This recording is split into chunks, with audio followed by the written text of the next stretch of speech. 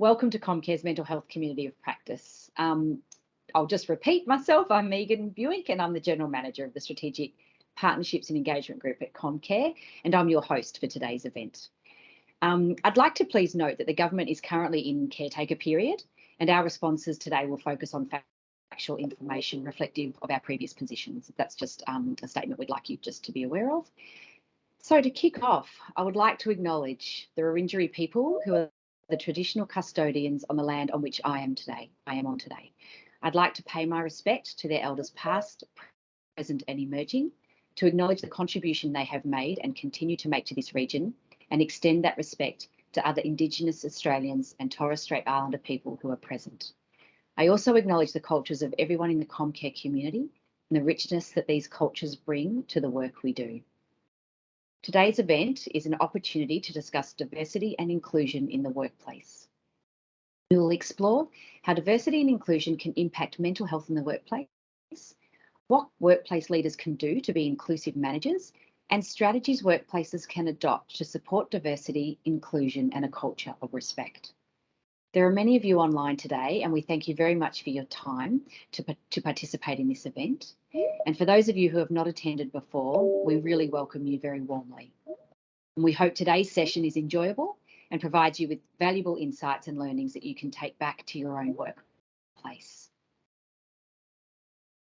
So just to start, a few housekeeping points. If you're having issues with the sound or video, we recommend that you try leaving the session and log back in, or open the session in a different device or browser. And you can check your audio settings in the MS Teams by clicking on your initials or picture in the right-hand corner and make sure the speaker settings are correct. It's usually something on the end of yours, so you just need to adjust that. The event will be recorded and shared on the Comcare website, and we will stop for questions after each of the presentations. The chat has been disabled, but you can ask your questions in the Q&A tab, so you should be able to see that on your view there. So I'll talk about the speakers. So we're so fortunate today to have such a fabulous complement of speakers.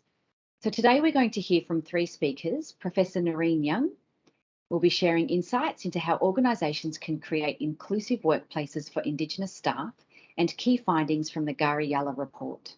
We will also hear from Siobhan Bray about the flexible working framework the New South Wales Department of Communities and Justice has introduced and how flexibility is driving diversity, workforce participation and wellbeing. And lastly, we welcome Genevieve Quilty, who will speak about the role of the Department of Prime Minister and Cabinet's Wellbeing Network. This staff-led network aims to support and magnify the work of PMC's People branch to raise awareness for, upskill and support PMC staff wellbeing. So thank you also to those who have already sent through some questions for today. And we will, as I've mentioned before, have time to go through the Q&A.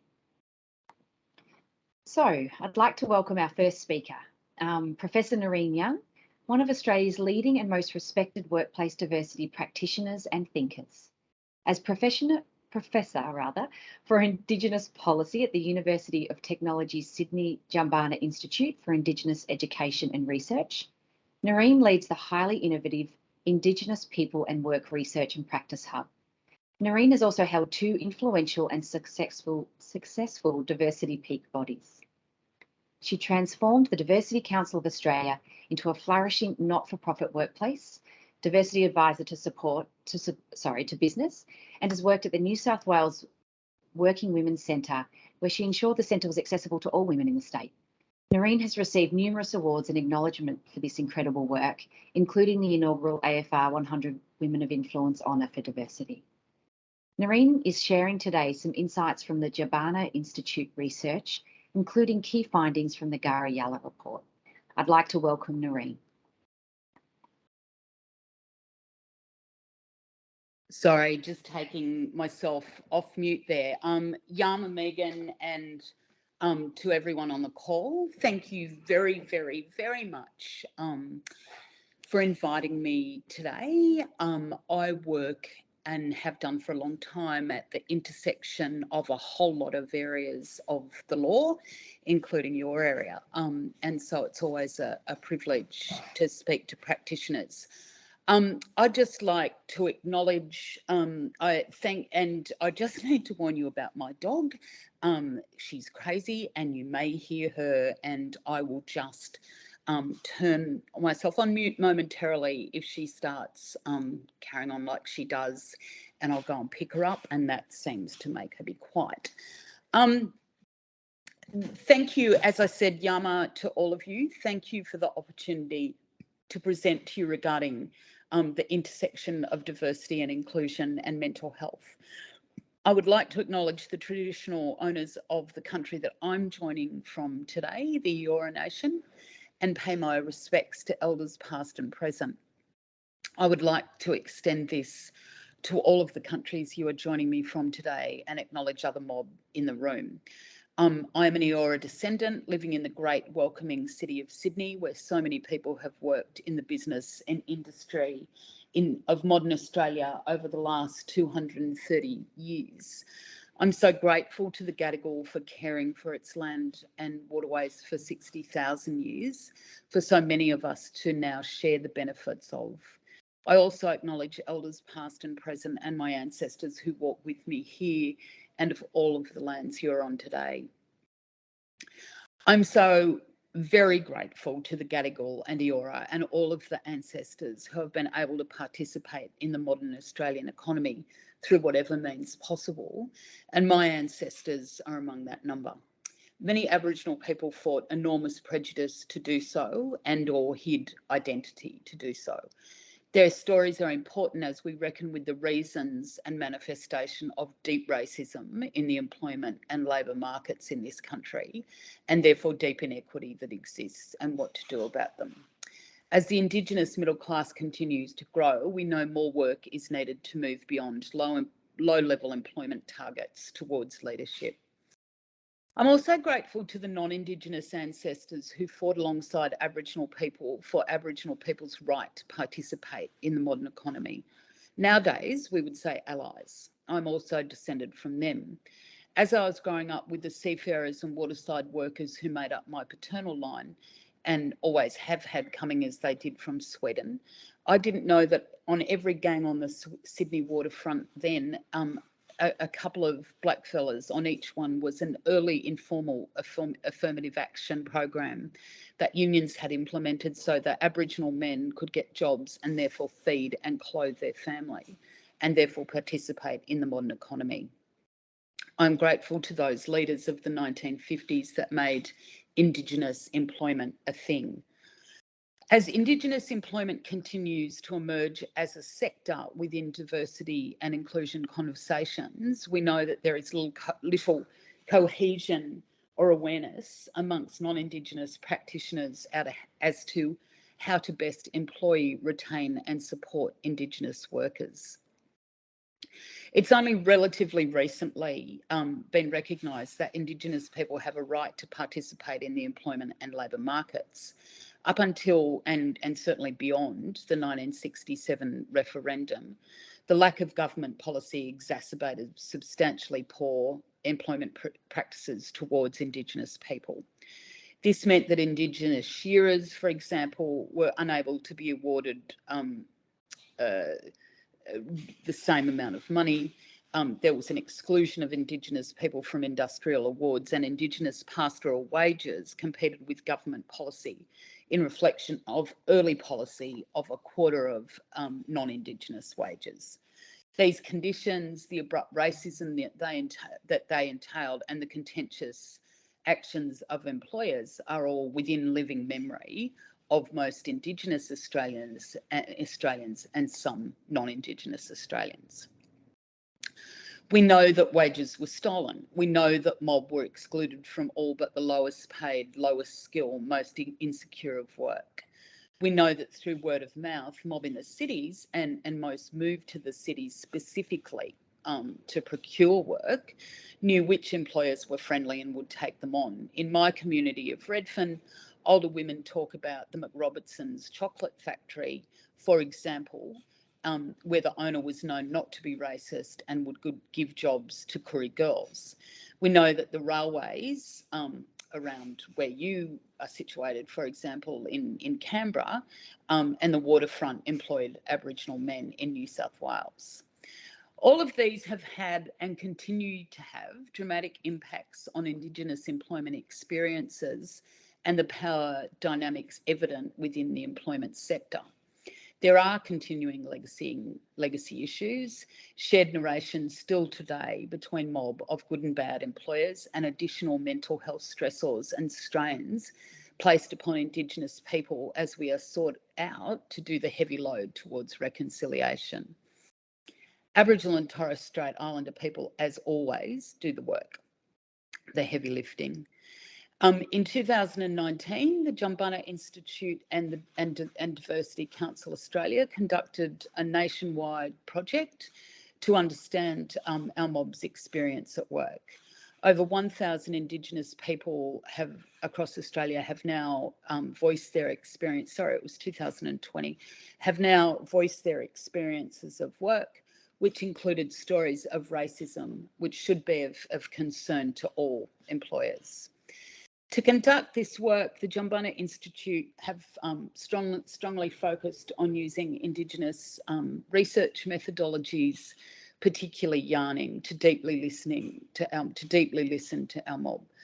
Led by distinguished Professor Larissa Berendt, our work is focused around stories, campaigns, projects, and cases that consolidate our many different sets of skills and expertise towards a common goal.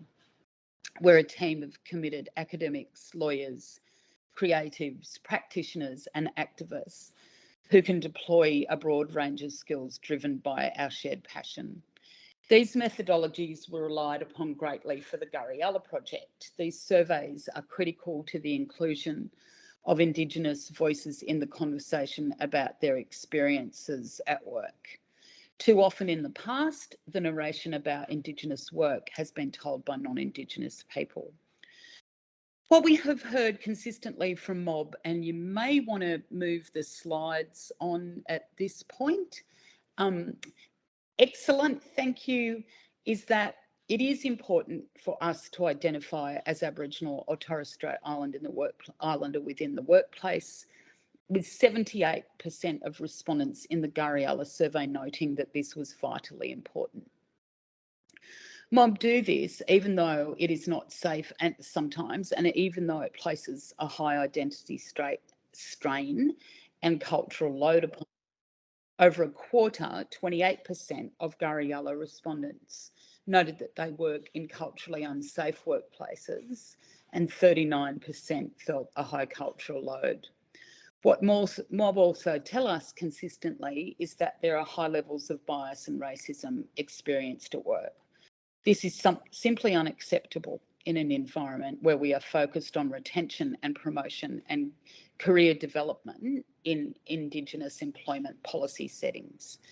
Anecdotally, we have known for 230 years as Indigenous people that this is the reason for high turnover, forever really, but we now have data to back this up. What this tells us is that whatever we have been doing by way of anti-racist frameworks in workplaces isn't working.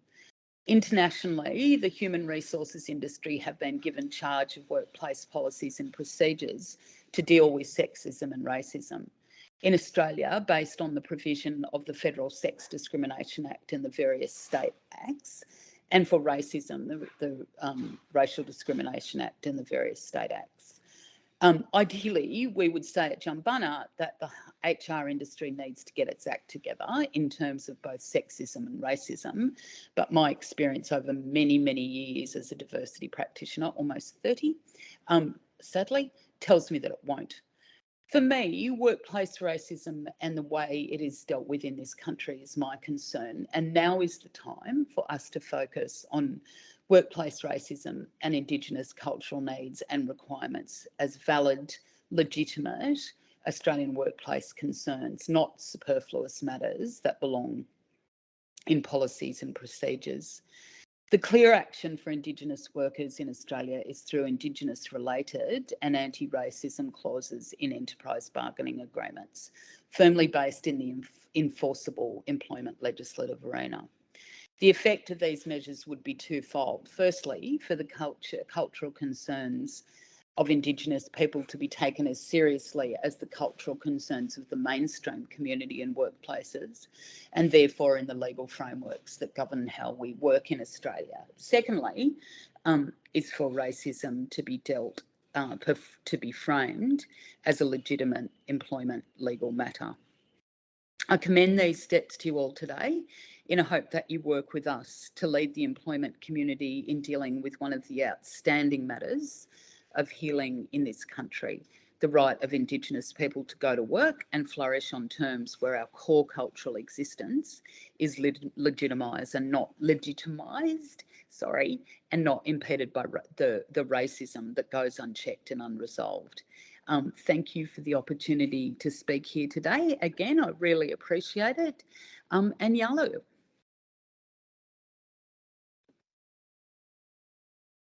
Oh, thank you so much for that presentation and for really highlighting some of the issues around the intersection between the Indigenous opportunities and work, I guess, and that's really highlighted in your presentation today. I wonder if there's any questions that have come through the chat. I can't see any in the published. Was there any questions from the audience? I'm happy to take some questions. I had a question, if I may, Noreen. What are some practical things from an employer perspective that you think are valuable for us to take out of this conversation to implement into our own workplaces?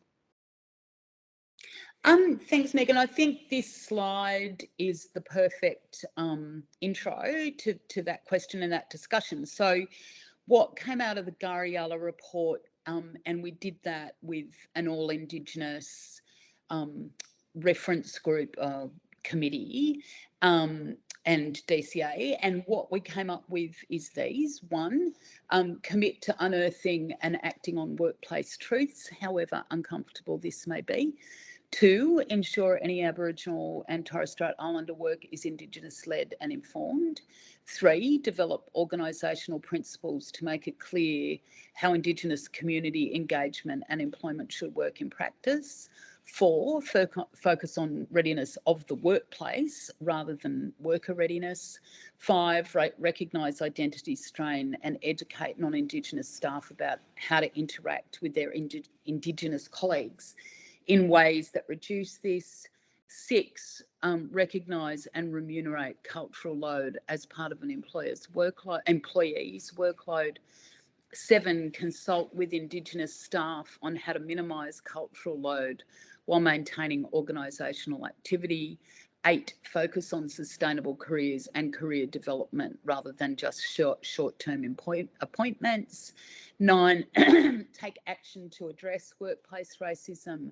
10, look to high impact initiatives, those that research shows are linked to better wellbeing and retention for Indigenous staff. So I think we couldn't be clearer in what our recommendations are there, and we'd suggest you take all of that up. Thanks, Noreen, and thank you for the, walking us through each one of those truths. I think that's you're right, it's a very clear illustration of some activities that workplaces can engage with. And I really like, for me, around the cultural load element to that, which is probably something that is worthy of, in my organisation, perhaps us thinking about that somewhat more strongly and having an opportunity to think about that within our workplace as well. So I thank you for that. Just looking at the questions, if there's no other questions that have come through, I can't see any that's come through. I'm not sure if the panel or the other speakers have got an opportunity. Oh, thanks, Siobhan. I'm happy to hand over to you to ask your question. Look, I'd love to ask a question if that's okay. Thank you for all of that. We love the Garriella research. I think it's given us so much food for thought. And within our Aboriginal employment strategy, I'm so pleased to see we're doing most of these things, or we're starting to grapple with it anyway. Can I ask a little more information, or just to unpack a little more what you were saying about racism? And I know that as an organisation, we've failed pretty roundly on tackling that. It's kind of been limited towards tackling beliefs, people's beliefs, rather than their behaviours and the everyday racism that our Aboriginal employees experience. If we were to embed it in an EBA or look at an industrial-led solution, what would that look like? What sort of measures would need to be in there from an organisational perspective to drive that behavioural change? For me, the issue is that racism policies and procedures are really clear, right? But they're not binding, and therefore people seem to think that they can do whatever they want. Yep. And I think what you said about challenging beliefs and changing beliefs would change the way people behaved. I think we have recommended that as consultants and practitioners, Aboriginal people, because we're very generous, and we think, and I think racism is so anathema to us and affects us so badly because we have a generosity of spirit as a culture that finds it really affronting. And I think we've recommended that out of goodwill and good faith, and thought that if people understand what we've been subjected to, they will be kind and generous and stop being racist. And that just hasn't worked, right? And you know, the subtle, my experience of workplace bullies and racists is that, about racists, is that they will find a way around that policy and just be bullies and just be mean to the Aboriginal person at work. So I think that we need to embed the policies and procedures as they stand in the law, in employment law, because it's enforceable and it's notifiable, and it's really important. Thank you. Thanks, Siobhan. I hope that answers your question. It's given me a lot of food for thought. I think it's something I want to take back to my ER colleagues and see what we can do. I think that was a really great question. Thanks, Siobhan, and thanks for your response to Noreen. I think it's really anyway. I just think it's great that there's some clarity around that as well, around what it is that we need to actually look at to address. And I think that intersection around, obviously from the workplace regulator perspective, there's some things there also. So I think that's an interesting call out for us too. Genevieve, you've got your hand up. Can I ask you to ask your question, please? Yeah, thanks, Noreen, for that presentation. I'm a policy practitioner here as a third speaker, but with everyone's indulgence, I've just taken some notes about the sixth truth, which talks about recognise and remunerating the cultural load. I'm just wondering, I can't, as a policy sort of lead, I can't control the remuneration to some extent, but I'm interested to understand how I can recognise in my team, and we've got a team that looks after 8 different portfolios in social policy. So we cover Indigenous policy, but our Indigenous colleagues don't just work in Indigenous policy, but some do, and others are obviously working in other policy teams. How can I respectfully recognise and put into place that sixth truth? I think it's a difficult one to do because how it works in individual workplaces varies, right? And I, as a practitioner, again, have worked long enough to understand that industry culture really impacts on how things operate, as does workplace culture. Now, coming from New South Wales, I was so shocked about, 5 years ago, to find out what an identified position means in the APS, for example, right? couldn't believe it. And I think that really impacts on workplace culture in the APS and how Aboriginal and Torres Strait Islander people feel about going to work, and the nature of because it's just totally accepted and normalised in the New South Wales public service sector, for example, that it's twofold what an identified position means, and that is that people that indigeneity means people can service Indigenous people competently and with cultural knowledge and integrity, and secondly they bring knowledge to policy formation and application, for example, and I can't see how that could happen in the Commonwealth Public Service. So I think you need to be really cognizant of that. You need to be cognizant of what kind of cultural load, that kind of policy and practical input involves, and respect it. I think it's a matter of deep respect, and policy and cultural knowledge isn't just about, my favourite one is when non-Indigenous people say to me, you know that Aboriginal women don't look you in the eye and don't look at each other. That's one of my favourites. It isn't just about that stuff. It's about the contemporary and historic features that have combined to create our community and what we are now. And the kind of things that I talked about are, the things that have created contemporary culture, as well as the application of our ancient culture. So I think it's understanding that. Can't hear you, Genevieve, sorry. Oh, sorry, I was miming. Thank you so much. Yeah, as always. It's the phrase of the decade, isn't it? You're on mute. Yep. Let's hope it's not a decade, Noreen. But thank you. Thank you very much. Thank you very much for that presentation. Very thought-provoking, and I think really some very clear messages for us to take on board and to bring into our organisations. As Siobhan mentioned, I think many of those are there, but I think it's very helpful to have it in a framework and also as clearly as that's been articulated. So really appreciate that contribution. I think we're on time. Do you so still need me, Megan, or can I go? Oh, well, you're very welcome to stay, but if you need to attend to other... I'll put myself on mute because I'll go and get some lunch. Perfect, that'd be great. And then you can certainly listen to great.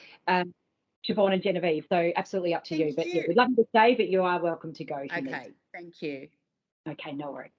Well, thank you very much again. So I think we're on to our next speaker, which is fantastic. So our next speaker is Siobhan Bray.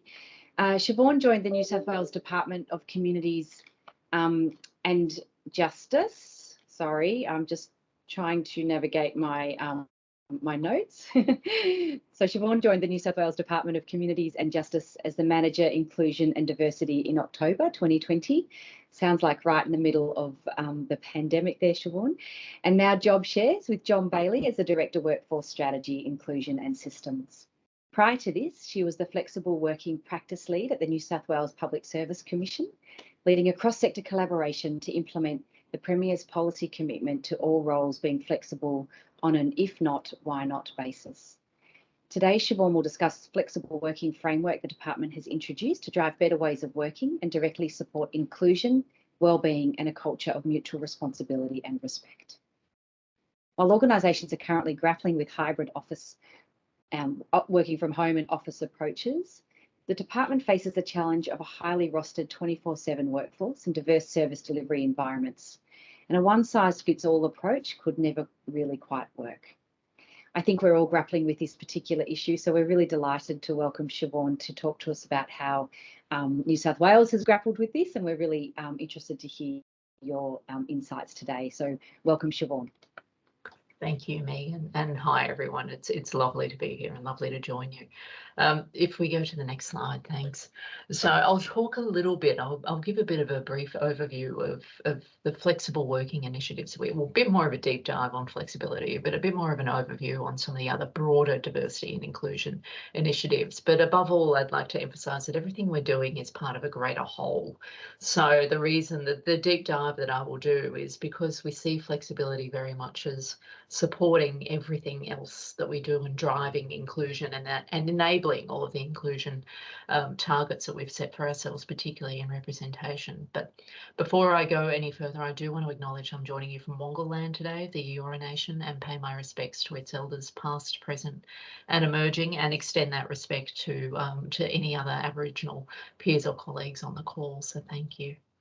If we go to the next slide, I will also briefly just call out the artwork that I'm using today. You'll see it all over the slides. You'll see it in my background as well.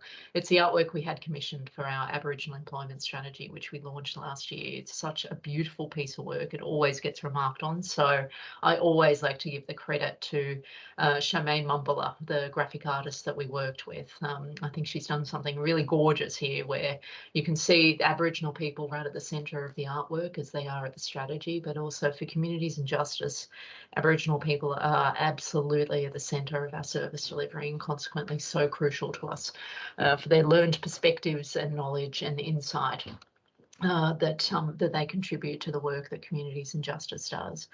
Part of our challenge is to tackle overrepresentation in a lot of those services and to deal with the outcomes and impacts of intergenerational trauma. So it's really important to us that everything we do is informed by that knowledge, that it grapples with the outcomes and the impacts that it continues to have, the reverberations that continues to have across our work, and it informs so much of what we do, including the approach we take to flexibility. So if we move to the next slide, thank you.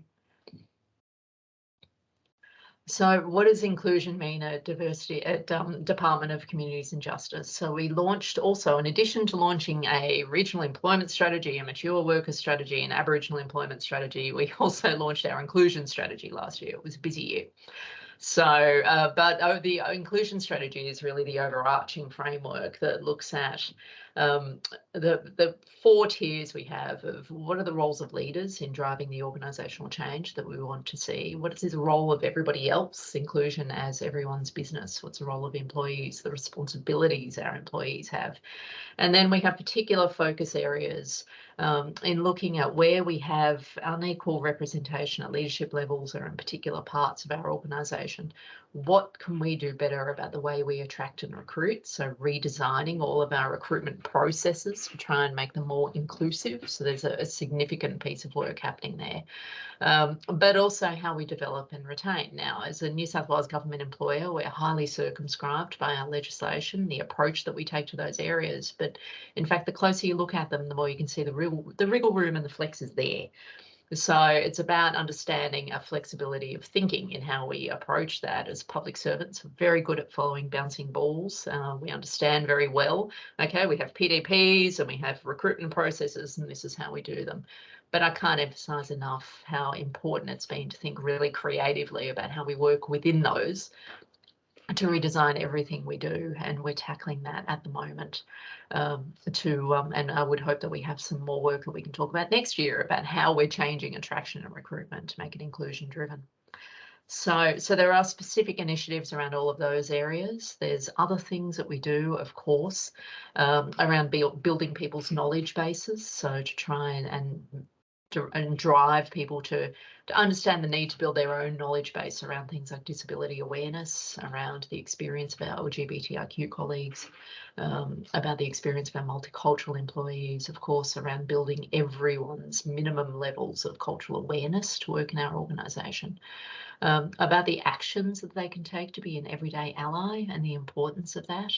So, and then the role that everybody plays in actively eliminating barriers. And sometimes those barriers are the horrific racism that we can see and continue to see across New South Wales government. But they also include simple things like the fact that inclusion has been designed out of many of our important HR IT systems. We need to design it back in. One of the first experiences employees have when they join us is logging all of their information into SAP, filling out their payroll forms. We make that really hard for some people. So if you're in the middle of affirming your gender, that can be, it's really hard that our system drives you down a certain path. If you need to use screen reader technology, our HR, IT systems are not accessible in the ways that they need to be. So that's a significant project of ensuring that the first experience our employees have when they join us is not one of exclusion, of not seeing themselves. So, and then of course, we're working across our policies and systems processes really, rather than HR IT systems, but the other organisational systems that we have to try and identify where we need to design out exclusion and actively design inclusion in, because it can't just be about sending people off to training courses. We accept as an organisation we're not going to train our way out of this. So that speaks to addressing our key enablers. So we've been doing a number of projects around tackling our data and trying to benchmark our progress as well. So over and above all of those other employee-focused initiatives, it's looking at the organisation's capability. And then from there, we have a number of targeted projects as well. So we've recently done a pilot to use behavioural insights to drive people's diversity sharing of their data in our SAP systems. We have to report to Parliament every year on how we're tracking against diversity targets. The challenge is how we go about asking people is not necessarily great. It's also quite often people don't know they need to update their HR data. So we've been doing a number of projects there and particularly one behaviourally informed pilot around the way we ask people to share their data. And I've just had the results back and it's been really successful, which is fantastic. But it doesn't fix, I hasten to add, it doesn't fix for a moment the structural inclusion factors that we still have to tackle through the policies, the processes, the systems and the behaviours. So, but it's a step in the right direction. Another big flagship piece of work we're on at the moment is what we call our workplace adjustment passport. We've done a huge piece of work last year to introduce a new workplace adjustment policy and a process. Now we're introducing what's called a passport. So it's trying to capture the adjustments that people are making with their managers at a local level when they need to adjust an element of the way they do their work or even the work itself. To accommodate a disability. But what's crucial about it is at the moment, we hear a lot from our employees with disability that they're constantly having to, whenever they have a new manager or they move to a new part of the business, they have to share their story all over again and they have to reveal things about themselves that might be personal or private, and that's awful as an experience for them. It leaves them feeling very vulnerable, particularly when they're applying for roles. So what this passport we hope will do is solve for that. We also have a challenge sometimes where they may have a new manager who thinks that passport can be relitigated, and that's of course not the case. So the passport, we hope, and the behavioural change project that we'll have around it, we hope will solve for that problem. You have your passport, you set your adjustment with your manager, you're done. It follows you wherever you go through the organisation. And hopefully we'll have something that we can have right across the sector, so people just need to explain themselves once. The other initiative I just thought I'd call out is what we're adapting from an American company called 10 Cups. And it's about helping parts of our workforce who have traditionally been marginalised or locked out of networks, in helping them build their own networks across our agency and across our sector. We're such a big, diversified agency that helping people to have a cup of coffee with the intent of discussing a developmental aspect they want to have, so an aspect of their career development, an element of strategy that they would like to do, or an element of operational expertise with one of our executives is something that we'd like to offer to people. Really low cost, really effective. So it's a great initiative for helping people to build their profile across the organisation, supplemented of course by all of our other career development and ongoing leadership development training activities that we have. So if we go to the next slide, please. So, but today I'll do a deep dive on what we call our better ways of working. Now, also known as flexible working, but not limited to just flexible arrangements. It is ultimately about encouraging our workforce to pause, reflect on how we've worked the last couple of years, all the things we thought we could never do, and it turns out we could. So all those times that we were told, oh, that workforce can never work from home, and then next thing you know, everyone was. So stopping to think about how can we better plan and arrange the way we do our work. Now, it comes off the back of the Premier's policy commitment a few years ago of an if not, why not approach, which meant that all roles across the New South Wales government sector could be flexible on an if not, why not basis, provided it was maintaining or improving service delivery, and that was very important. Now, when we said flexible working, we very quickly defined it as any way you want to vary the where, the when, the how, or the who. And the who and the how is crucial because across the sector, we were pretty good at figuring out the when and the where and how we could play around with that.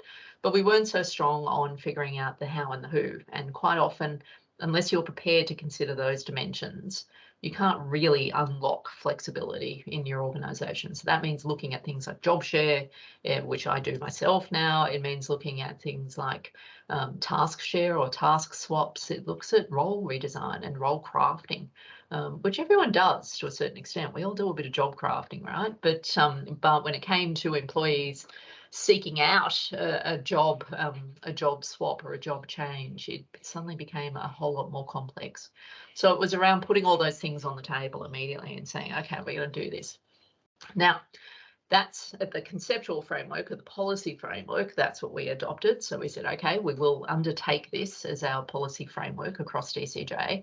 It was almost immediately derailed to a certain extent in a lot of ways by the pandemic.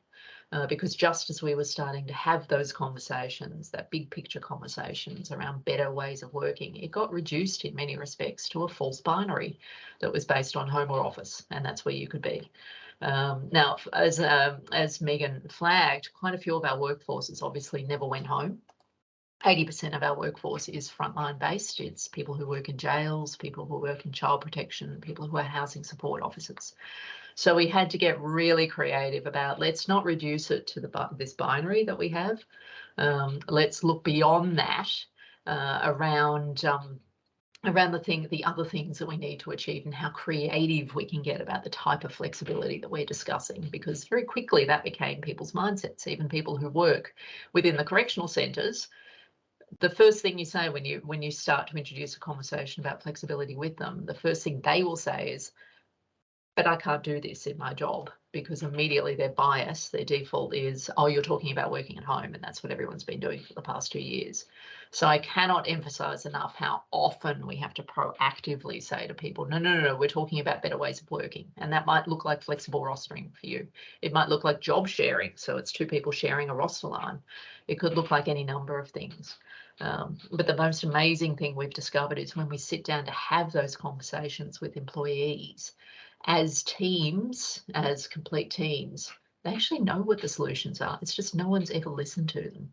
So, and that's probably been the most amazing thing that we've learned through all this, is quite often they'll come up with different rostering combinations that no one's thought of and the rostering software has never thought of, but they work. So that's why we have adopted what we call team-based approaches. So, and team-based approaches sounds superficially like, oh yeah, you make flexibility open to the whole team, but actually it's a radically different approach, because it is sitting down with the team and their leaders and designing what flexibility looks like for them based on their workplace context. And that's where we've managed to unlock all of these incredibly creative solutions. It's where we've also managed to work within real industrial complexity. We have 9 different industrial flex agreements. I can't begin to tell you how many different awards we work under. I don't think I even know. And plus, in the middle of all of that, the portion of our workforce that is Sydney Metro based is undergoing a significant office relocation move. And so we needed to talk to those people as well to get them out of that that concept that was very quickly taking hold about hybrid working, meaning just home or office. So, but hybrid actually meaning a completely different kind of flexibility, and particularly a flexibility of thinking. So now we have a policy, particularly when we do zero in on offices. I should call out, we don't compel people to come into the office. We have avoided as an agency mandating minimum days in the office, because we're taking this team-based approach.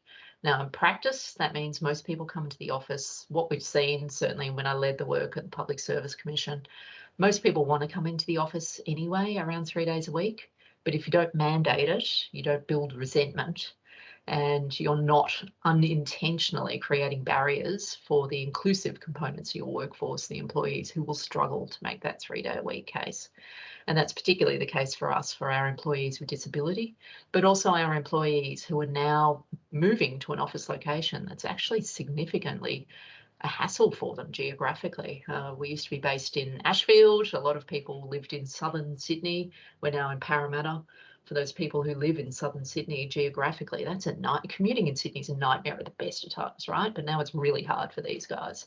So we have to encourage our managers to think really creatively around how they're going to manage collaboration and connection without relying on presenteeism as a proxy, which is what has been happening up until now. So if we go to the next slide. So what's new about team-based design? So in the past, flexibility in most organisations has been a series of one-on-one conversations. The bias that's built into it is kind of phenomenal. Most people see it, and most managers certainly see it as a reward for a proven performer. So there was very much a baked-in perception that you couldn't have flexibility up front, and you had to serve time in the organisation to be able to earn your flexibility. And that you had to have a good reason for asking it. And that's the other sacred cow that we've taken out the back and shot. Is that there is no, anyone can ask it. Anyone for any reason is our rationale. It just has to work. And that's the test. That's the only test. So now there's some underlying principles underneath this that are quite crucial. The first one is it's available for anyone for any reason. So there's no earning it, there's no special treatment for anyone. Anyone can ask for flexibility. The second guiding principle that's really crucial is we trust people that they will do the work. So, and this is, I think this is a really interesting conceptual step for a lot of managers that we've seen. It's moving away from that, I have to see my people to know that they're doing their job, to actually I can trust them, because for the past 2 years, I haven't seen a lot of these people, the ones that have been working at home. And our productivity has been higher than ever, and we have the proof as well. We have the data of that. So we know that people can do the work at home. So why are we demanding they come into the office? Doesn't make sense. The other factor is across all types of work, whether it's rostered, whether it's client facing but not rostered, or whether it's office based, we've seen real results over the last couple of years in flexibility. So this isn't a gimmick that we're discussing. This is genuinely a business need. Using flexibility will drive inclusion, it will drive and has driven higher productivity, and it will drive and has driven better health and wellbeing outcomes. And I'll show you some data around the health and wellbeing outcomes later. It also assumes, and this is an interesting thing for government, is that we can manage this change, that we have managed incredible change over the last couple of years. It assumes that most of us want to do our jobs properly, which we do. And it also assumes that managers can trust their employees. One of the questions we get asked a lot up front is, how do I know I can trust their people? And our response is always that trust is a muscle and it needs a regular workout. So you want to trust your people, trust them. So it's really as simple as that. There's no training course. There's no need to go off and apply special tools or anything. Just do it. And very quickly you will find out that you'll have oceans of trust repaid in return. And that's conceptually a difficult one for a manager who's worried about meeting their KPIs. How you do it is pretty simple, but it's a very simple process, but there's some really solid org psych principles that sit underneath it. The first is that every team has to sit down together as much as they can, whether that's virtual or face-to-face, but all in the same room as much as possible. Now, that can be a little trickier with rostered workforces, but we figure it out. And we have a workshop. It usually takes about 3 hours that can either be facilitated by someone in my team or leader-led, where the team sits down and first and foremost, they agree the outcomes that they have to maintain or improve while working flexibly. So those outcomes are based on service outcomes, so service delivery outcomes. So what are your KPIs? What are the productivity measures? team outcomes. How do we want to be as a team? How do we want to work with each other? We set up measures in place for that. And then finally, the final dimension is individual outcomes. So what are the individual outcomes that I want to maintain or improve? And it's usually things like my career progress or my work-life balance. So they're far and away the two most popular. So everyone first agrees or what those are, which are the ones that we need to maintain as baseline, or which are the ones that we want to work on improving. And then after that, and only after they've had that discussion and designed those outcomes, do they then have a discussion about what flexibility is possible in that point, in that context. And it's at that point that we get the really fabulous creative stuff that we've mentioned before, where employees think of solutions that no one's ever thought of before. We have tow truck drivers who in the past have thought of completely different rostering opportunities, completely different delivery routes. No one had ever asked them. But the wonderful outcome from this was we had guys who were at home reading to their children for the first time in their working careers. So it's incredible what this does for people's sense of well-being, but also their sense of connection in the workplace. And it's entirely unsurprising that engagement scores rocket afterwards when we do the measurement and the pilots. So it is, I can't emphasize enough, it is so crucial that teams design their own flexibility and design their own pilot and trial period, because the buy-in you get from that in terms of the agency and autonomy that they have and the uptick from there, but also the creative solutions you get around what might be possible that you can't ever think of in a centralized way, is so worth the effort that it takes you in that first 3 hours of an upfront workshop. It's worth every minute. So the other crucial component of the workshops that we do is people have to figure out how they're going to measure and monitor their progress. So every outcome that they articulate has to be measurable in a way. And that's quite important as well. They can't just design sort of slightly waffly, esoteric ideas around what it is that they think. There has to be some hard measures in place, and they have to be willing to hold themselves accountable for how they're tracking against those measures, and overwhelmingly people do. So if we move to the next slide. Thank you. So how you do it. So first and foremost, set up your outcomes, the non-negotiables. So business, service, and individual. Now, the crucial part about this is all three need to be in equilibrium, and that's a mindset shift. That's a really big mindset shift for our workforce, we found. They're so service oriented that, or actually people fall into one of two buckets. They're very service oriented. So their instinctive response is, no, our service delivery outcomes take precedence over everything else. And then it's the team, and then it's the individual, and they come last. But our evidence time and again is it will go to custard unless those three things are in equilibrium. Because if an individual is feeling burnt out, then obviously they're not going to meet their KPIs and they're not going to be nice to work with, right? They're going to have a tough time on all three fronts. So unless those three things are sitting in a nice equilibrium and your team is achieving in all three dimensions, there will be a problem sooner or later. So that is absolutely crucial. Leaders can validate the outcomes, but they can't trump them. And it's important that they work in a very collaborative way. If they have concerns, they should absolutely raise concerns. But by and large, we find individuals that just want to do their jobs properly. It gets back to that original point. So they very, very rarely ask for anything unusual. And when we do find that people sometimes will be quite individualist in their approach, it's about me, and my flexibility.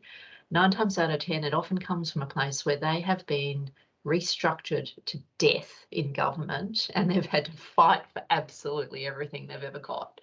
So generally we try to sit down with people and we say from the get-go, you don't have to relitigate any flexibility arrangements you already have in place, but participate in this team-based conversation with an open mind. And you might find actually by collaborating with your colleagues, because everyone's going to do it, you'll actually get more flexibility and you don't have to fight for everything that you've had in the past. And 9 times out of 10, in fact, 9.9 times out of 10, that fixes it. So there's very few people who are completely out for number one, and quite often it's a factor of burnout. For them, that's something much more serious and a very different discussion with their manager. So from there, as I mentioned before, set up your approach. What are you going to experiment with? So who's going to do everything? What flexibility is possible? And for the managers, it's about keeping an open mind about how we get there. As long as we're achieving the outcomes, suddenly you can be a lot more flexible about how you arrive at those. And that's really powerful and effective for the team to see their manager willing to do things differently. So I mentioned before, decide how you'll measure and monitor. That is crucial. We recommend that people do a survey pre and post a trial period, and that they have qualitative discussions pre and post as well about how did the team go, how do we feel about this, was this working. It's also really crucial that everyone set up and agree a set of rules of the road. So if you are going to do roster swaps, for example, what does that look like? How much notice does everyone have to give each other? How will you ask? How will you let the rest of the team know?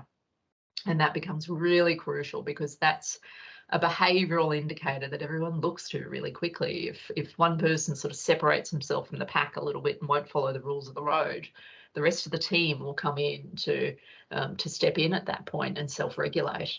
So once those team rules are designed as a team, you get a huge amount of buy-in on those things, and it takes the effort off the manager of having to be the person that monitors everything. And that's fabulous for the manager and builds their confidence in, okay, let's push the envelope a little bit further on this. But when problems happen, that manager has to be willing to intervene. This is another non-negotiable. So it is crucial that they tackle problems early and fairly. We support them through that, because we find quite often managers will be very risk averse, very loss averse.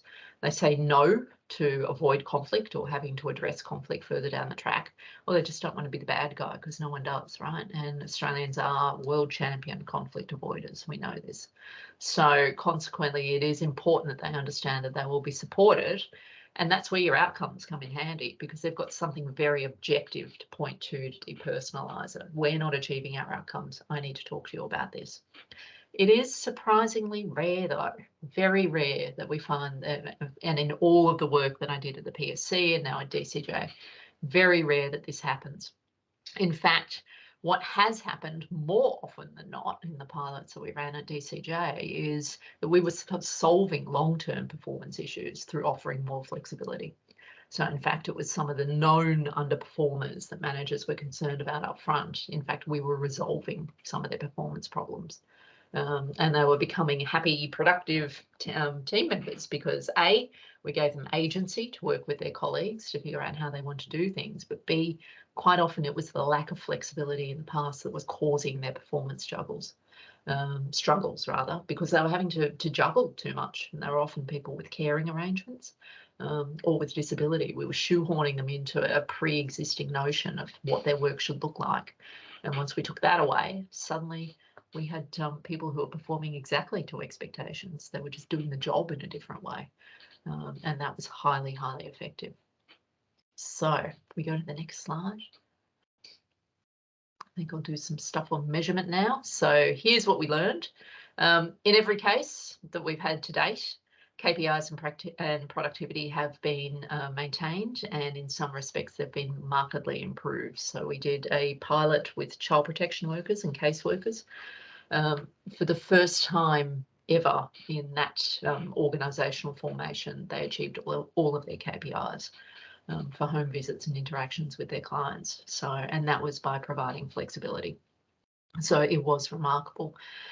Teams had much stronger senses of collaboration and cooperation. So the team cohesion aspect that managers rightly worry about turned out to not be a thing they had to worry about at all.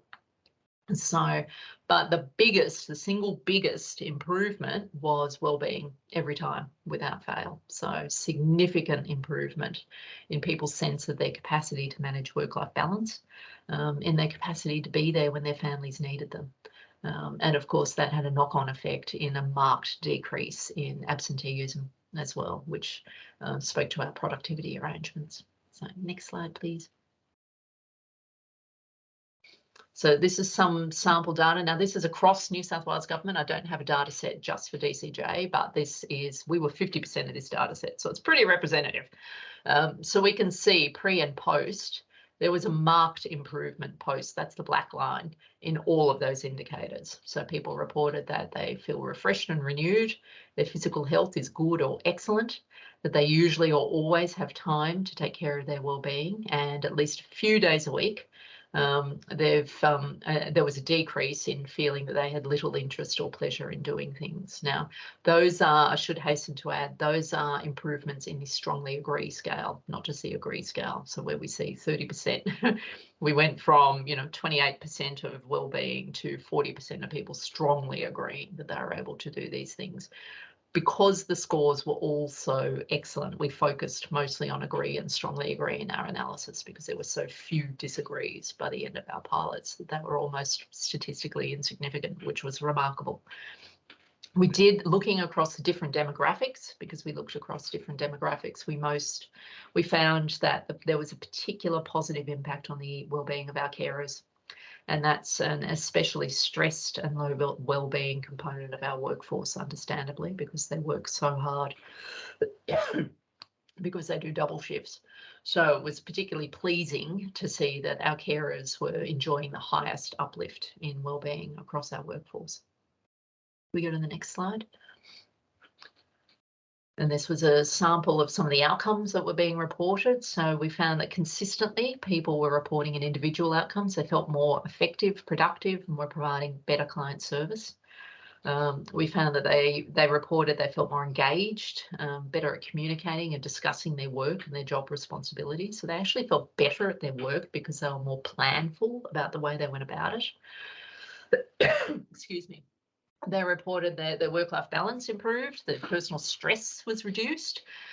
See earlier mention of commuting times, particularly when people were able to work at home or different workplaces, because we did encourage people to work at hubs closer to home, or they were able to take a more relaxed approach to the workday, and crucially increased time with children and families, which in our line of work is particularly satisfying. For the teams reported that their team themselves were more open to change, which meant that they were better able to identify efficiencies.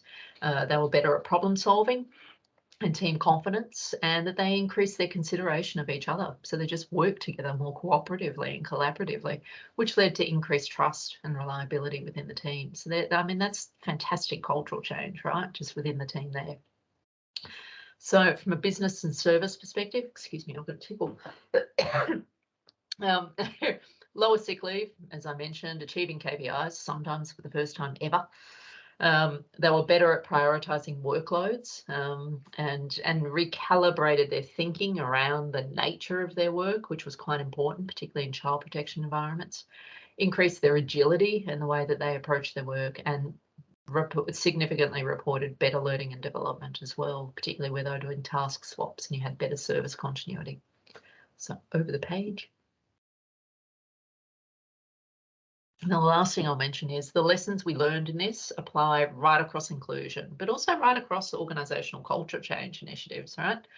So what we found is our workplace systems and our processes still need to adapt. Now, COVID gave this a really good bump. We all got very good at using Teams in the way that we hadn't before. There was, pretty poor capacity around even basic video technology. That's definitely helped to the point where New South Wales government has virtual hospitals now, which we never thought possible. But they still need to adapt. So, for example, our HR systems are dreadful at managing things like job share. So we still need to continue to work on that. Our industrial arrangements really need to catch up, which is why I was asking about embedding racism in EBAs as well. Our industrial arrangements just cannot cope with the types of flexibility that people want to do. So compressed weeks, for example, 4-day weeks, offering up term time work and compressed years. All of those things are possible and being encouraged in the private sector. In a number of areas, we are really struggling to attract talent where it's a very competitive labour market, and we're getting outgunned on this sort of stuff. So this is a particular consideration for us. We found, unsurprisingly, leadership really matters on this, and the role modelling of leaders remains paramount in flexibility. If there is even a sliver of a gap between what leaders say and what leaders do, it is corrosive. and so they have to be on point at all times in ensuring that they're really living the values that they're espousing to the rest of their teams around flexibility, and not, you know, booking meetings at 5 p.m. on a Friday and then wondering why everyone's juggling getting kids to soccer like I do. So managers need ongoing support to stay focused on outcomes. Outcomes-based management does not come naturally to much of our workforce. They've been so KPI or output-driven for so long that we've found that we have to continue to provide a lot of support to keep people focused on an outcomes-based approach and setting up those outcomes. And we see this in recruitment and in PDPs as well. People really focus on the process and not the outcome, and so that has real resonance for our initiatives in those other areas. And this approach, of course, has upsides and benefits for broader cultural change, because it isn't the flexibility we realised when we looked at the correlational data. It isn't just about the flexibility itself that drives the higher engagement and the higher sense of inclusion and the better inclusion outcomes. It's giving people autonomy and mastery and purpose over their own work. That's flex is just a vector, and that is really at the heart of what people are looking for in their roles. So I think that should be it. I think I'm done. Is there one more slide perhaps? Yeah, that's it. I'm done. So thank you, everyone. If you have any questions, sing out by all means, or you're free to reach me at that email at any time afterwards. I'm really happy to, and my team are really happy to help out. And I should mention as well, on the Public Service Commission website from my time there, everything that I've talked about today, the evidence base, the how-to guides, the structures, they're all freely available. We design them to be freely available. They're Creative Commons licensed. So all of those kits on how to do it yourself are freely available on the PSC website. So please go forth and use them to your heart's content. It's there for everyone's benefit. So thank you. Thank you, Siobhan. Thank you so much. I found that so, I guess, foundational in lots of ways, but just so practical, and I think really reminds me around, you know, going back to, you used the word principles a couple of times throughout that, and I thought that was really, really useful. So thank you very much. I'll just call out if anyone has any questions that they would like to ask in the Q&A. It's a rather quiet group today, but thank you for the call out too around the APSC resources. I think that's also really terrific for us to think about.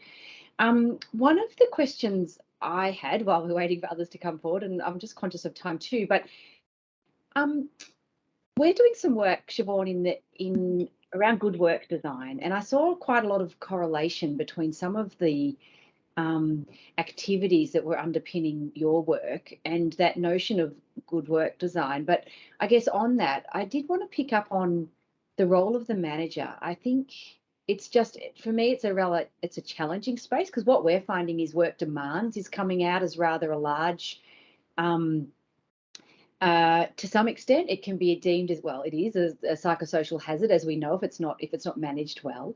And I'm just wondering about how you manage that, because for me it seemed like you had managed to get the balance right between, well, hopefully, you know, between the role of the manager, but also obviously sharing that responsibility with the individual themselves, perhaps. But just wanted to, ask you about that, how you manage that to a way that seemed a little bit more, rather than it all resting on the manager. Seemed to me you had a bit of a sharing experience there that obviously was also one of your positives. So I just wondered if you could comment on that, please. Yeah, look, that's really what made it so important, was taking that team-based approach, because it is left to the managers too often. They don't have time to do that macro piece of zooming out. I don't have time a lot of the time to kind of zoom out and think, well, hang on, let's look at this in a big picture way. What is it that we're trying to achieve and how do we need to get there? And it's only when they sit down with their teams, we found that they could, by investing that time in having that conversation, it was only then that they could start to go creative about it. But by sharing it with the rest of their team, that's where everybody else got to contribute the ideas that they've been quietly sitting there thinking for, 2 or 3 years. Maybe we could do this way. But Oh, no, I won't say anything because no, it'll be silly, or no one will believe me, or so-and-so will argue with me. And it was only then that people could then start to get creative about their work design, and start sharing ideas. And the solutions that they got out of it was just fantastic. But it also forced the managers themselves to challenge a lot of their assumptions. So, I mean, one of the examples I had was we worked with a number of scientists when I was at the Public Service Commission, and they're remote scientists and geographers. And one woman used to work remotely, and she worked very strange hours, and she would work sometimes late at night, but she had young children who were very sporty, and she was constantly running to different sporting events. And she was told that she could no longer do that. She had to be in the office between certain hours. Now, that made no sense to her because, in fact, the nature of the work and the testing and experiments she did made sense for her to do it after hours. But it was only when we sat down and worked through that in the workshop that her manager kind of went, "Oh, yeah, I thought our industrial instrument said that she had to be in the office. But yeah, you're right. If we focus on the work itself, then why would we worry about that?" And then we looked a little closer at the industrial instrument, and it had a very clear carve out that says, well, actually, it's completely fine for someone to do something different if you're comfortable with it. So it was a great example of how she approached doing her work in a really different way. And we had dozens of examples like that where, instead teams would swap tasks with other teams, or they would go about doing it in a different way, or they'd introduce a new piece of technology, or they'd use some really useful monitoring technology. There's some good little clock apps to actually track what it was that they were doing, and then step back and go, oh, hang on a second, why are we doing that? And then from there, unlock a whole lot more flexibility. So we had directors doing compressed weeks that no one ever thought was possible before. They had to be on call. Turns out they didn't. So it's it's amazing. Once that team-based approach, I can't emphasize. I know I'm evangelical about it, but it makes a huge difference. Thank you, and thank you for that. And I think also really calls out your other comment around outcomes-based approaches, perhaps rather than the process-based that we often we often fall to. Well, thank you so much for your presentation today. I thought it was really helpful and really useful and really practical, not to mention some great results. So something for us all to really take on board, and really appreciate your time. I think I've been a little bit remiss in also not acknowledging my beautiful artwork, because Siobhan, you did it so well. And I would like to acknowledge the artwork that's sitting behind me, which is called Healing Hands by Dion DeVal. So that was created for Comcare as part of our Reconciliation Action Plan. And the team will put a little bit of a link to some further information about this beautiful artwork into the chat, just because it's really worth hearing, obviously, where the inspiration has been drawn from, and really just like to acknowledge that artist as well. So thank you for helping me do that, Siobhan. But I would like to now move on to our next speaker, if I could. So I'd like to welcome Genevieve Coulty. So Genevieve has been working and contributing to Australian government public policy for over 25 years. And she's currently working at Prime Minister and Cabinet as the First Assistant Secretary, leading the Social Policy Division. Prior to entering the Australian Public Service, Genevieve worked as the CEO of Optometry Australia and worked for 3 federal ministers across a decade. She completed her Master of Public Policy at ANU in 2020 and has degrees in political science and law from the ANU as well.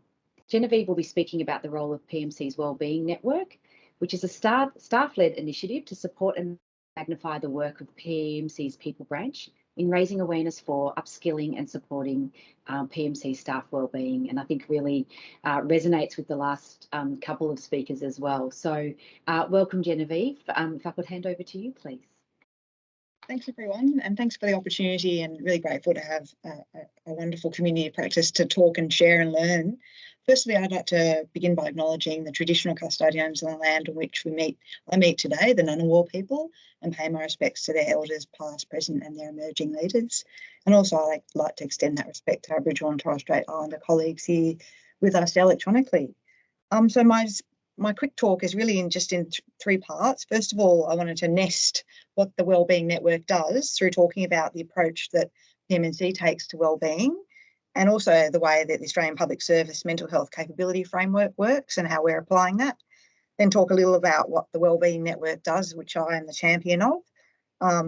Talk about why we exist, some of the achievements that we've been managed to achieve, and also why and how we collaborate with our colleagues in the people branch and the wellbeing, because we coexist. Our success lies in how we collaborate together. Next slide, please. So I should have said that. Thank you. So nesting the approach. So PM&C is at the centre of public policy in the Australian government. We're in caretaker mode, so it's a little less exciting than it has been over the past 3 years. But we like to think, and we know all our colleagues on this call, of course, work in similar environments, but the way we see ourselves is we're a high-performing and agile group of colleagues who are privy to all the major public policy decisions and the thought processes on behalf of the federal government. So we're looking at some really thorny issues, some that don't even exist in the media, but we know and we live and breathe that. And this privilege, of course, has the potential to place great stress on our personal wellbeing. In recognition of that psychological impact of these challenging public policy issues, and sometimes our heavy workloads, not every day, but fairly regularly, sustained over particularly the last 2 to 3 years. We've had a number of disasters, of course, and also rolled, unfortunately, into our pandemic that we're still coming out of. This has drawn the attention to the importance of our wellbeing. The PM&C itself, and I know a number of my colleagues here from People Branch are on the call, thank you. We're undertaking a number of good practices to drive our mentally health workplace approach of PM&C in 8 key areas, as we've outlined in the slide there. Just for time, I'll try not to talk about all of them, but obviously we've got a strategy, and Siobhan talked about hers, but we've got our wellbeing strategy. We're implementing an APS mental health capability framework, and I'll talk about that in the next slide. But we also have some self-directed activities and resources. Our wellbeing portal, which has recently been really creatively enhanced and very welcoming for staff. But we've also got the targeted support, which really gets turned on and off, but also in response to the needs of our workforce. Early treatment assistance program, support and training for domestic and family violence, access, of course, as we all do, to our EAP and the online portal, as well as workforce planning, and then the work we do in the network.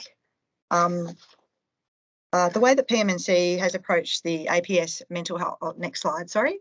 So from a departmental context, the implementation of the APS mental health capability framework is our top priority in fostering and growing our mentally healthy workplace.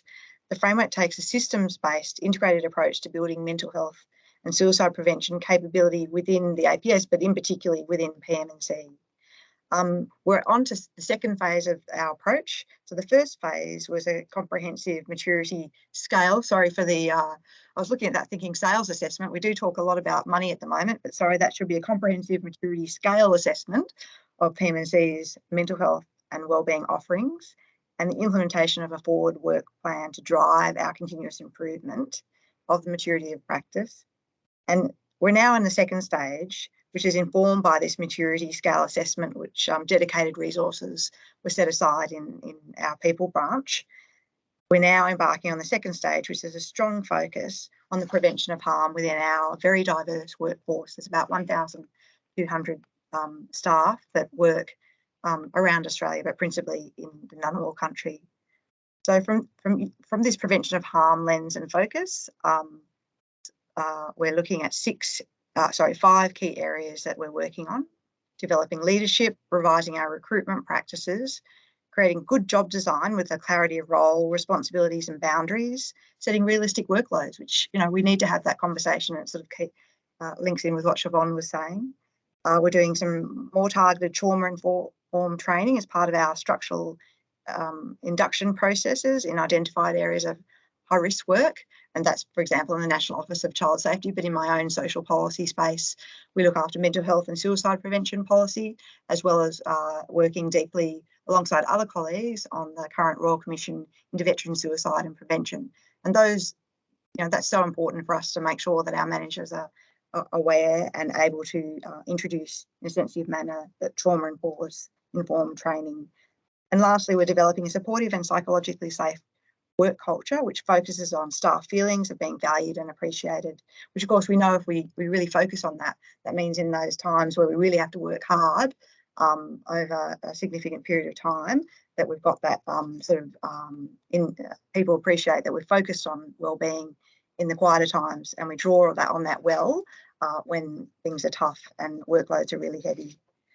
So next slide. So our wellbeing team and our people branch asked me to sort of flash this up. It's a really powerful quote that we live and breathe in the work that we do, both from the people branch perspective, but also the network perspective. Moving on quickly, to the wellbeing network that I champion. So PMNC's wellbeing network plays a key role in supporting the work that our people branch roll out and the policies that they champion on everyday basis.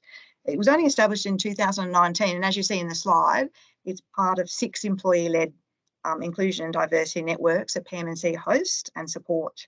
Each network is provided with a small, modest budget. Of course, taxpayers don't want us spending too much money, but we know that we need to have lanyards, for example, and other things that show our support for one another's colleagues, and also call out so people can come and talk to me. They see I've got a wellbeing lanyard, so they can come and talk to me about my interest in that. And we have respective senior champions like myself who are there to help guide that staff-led network. We don't run it, we guide the work that they do. And cheekily, I think if we hit one more button, I've cheekily said that our wellbeing network's the best. And I only say that because we riff off every single other network. So wellbeing's across all those networks, and we're always collaborating across those networks to embed wellbeing across PMNC. Next slide. So again, I'm conscious of the time. Because it's staff-led, we've created these 3 goals for our wellbeing network that speak to the team of about 120 people who have joined our network. And we know there are other people that go to our events. They may not just be members. And we also know that many of the other network members are members of our network as well.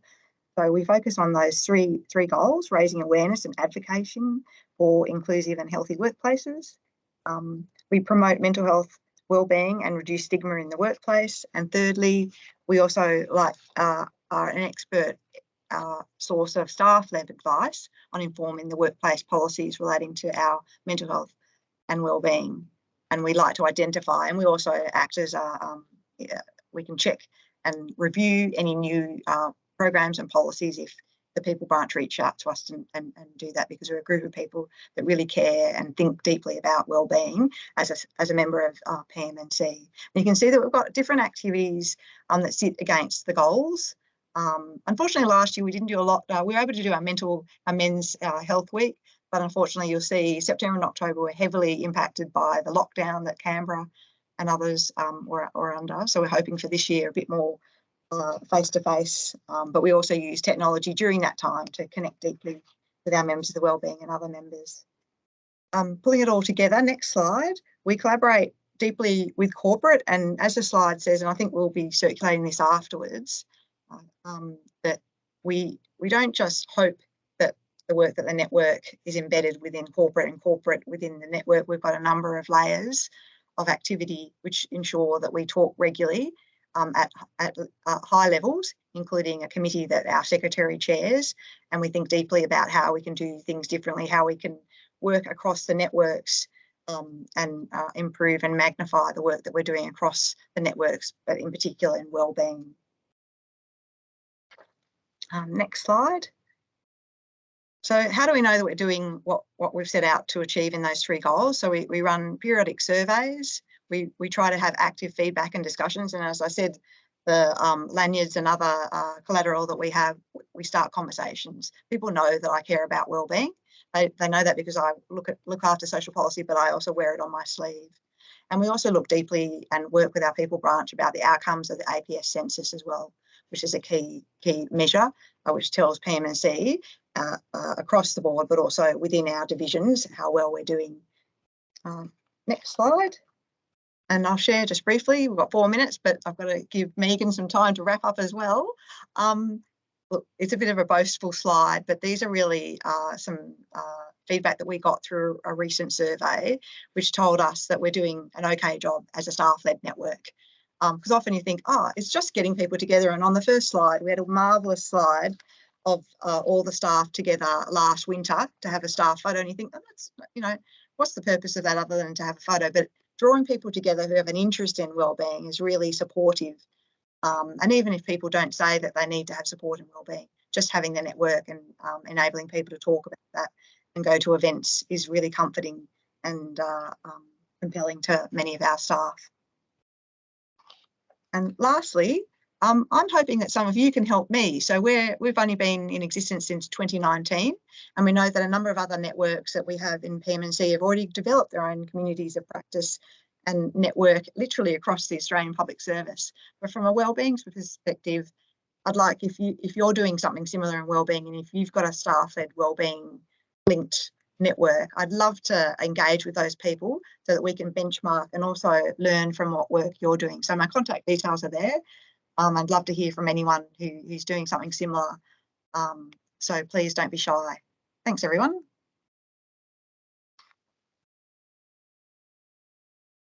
Thank you very much, Genevieve, and thank you for that call out. Again, I'll just ask if there's any questions. We've been a very quiet audience today. I'm just conscious of the time myself. We did have some comments to make about Comcare's diversity program, of which in some ways are similar but a bit different to both what Siobhan and Genevieve have talked about today, but we will provide that in the pack that will come out to you. So I think that that's probably the best place for it, rather than extend the meeting for too long. So I do apologise for perhaps not sharing as well as what I should have, but I think it was really worthwhile to hear the nominated speakers. So just, I guess in summary, I'd really like to again thank our speakers. I think Lorraine really provided us with a call out, into some ways a bit of a call to action, and was very clear in what it is that employers can do. And I think that was really a challenge to some extent, but also insightful and something that we can take forward in terms of the next steps for the view of your organisation and what it is that perhaps you might like to implement from some of those suggestions. I think Siobhan then really spoke to us about some fundamentals, and also really practical roadmap to how to get there. So again, calling out to some of the APSC resources, but how they can be implemented in action. So thank you very much for that, Siobhan. That was a really insightful, again, presentation, and again, something that I think individuals can look to their own organisations and to support the delivery of those strategies within their own programs. And then finally, Genevieve. I think Genevieve's really showing us the importance of networks and how they interact and how they can actually be really important for well-being. And we need to continue to do that. We know that that is something that perhaps is going to have more of an emphasis over the next couple of years, with some of the things that we're seeing coming through, particularly in regards to our generally mental health and well-being of our population. Really, I don't think it's unique to a workforce, but certainly something that we're all taking on board, and I think gave us some really great examples of that. And I'd ask you to please contact Genevieve should you have any suggestions for her, and also would like to be involved at all. So I will close. We're right on time. So thank you very much for attending this mental health community of practice. We will send around the slides, and certainly if there's any Q&As afterwards, or that we haven't picked up somehow, then we will absolutely address those. There's also a couple of comments that I made that I will make sure that the lovely artwork, commentary and things is included in that information as well, because I did say that, and we haven't been able to get the link to come through, but I'll make sure that comes through in the pack that we send those that participated today. Just really quickly, we really need and value your feedback for this to be an engaging forum. So please give us also ideas about things that you're interested in that we can address.